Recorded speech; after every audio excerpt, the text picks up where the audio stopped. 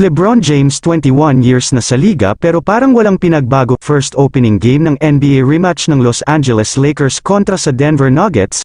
Sa pagsisimula pa lang ng unang quarter ay tila ba walang kupas pa din si LeBron sa floor na nakapagbigay kaagad ng magandang assist kay Prince na nakapagtala kaagad ng back-to-back 3 points para sa Lakers. Pero sa kabilang banda naman sa Denver Nuggets ay tila ba hindi kinalawang at fresh pa sa kanilang winning moments from last season nang sungkitin ang first NBA title. Hindi pa din mapigilan ang Finals MVP na si Nikola Jokic na panay kumada sa loob ng paint against Anthony Davis. Eto naman si LeBron James ay panay pa din atake sa basket from coast to coast at hindi mapigilan na animoy fresh legs pa din tulad ng kanyang unang year sa NBA, walang bakas sa kanya ang katandaan sa edad na 38 years of age.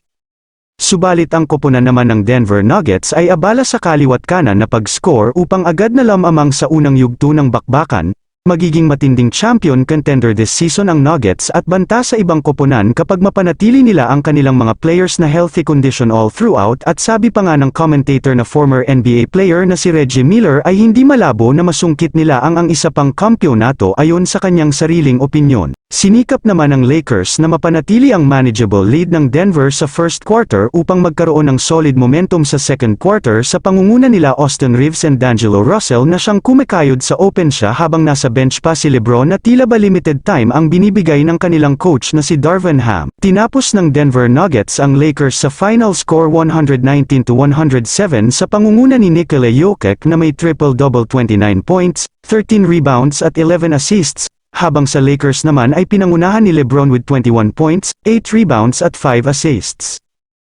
At eto at syara nyo mga lods, mag-like and subscribe kayo para palagi ako mag-upload. Thank you for watching.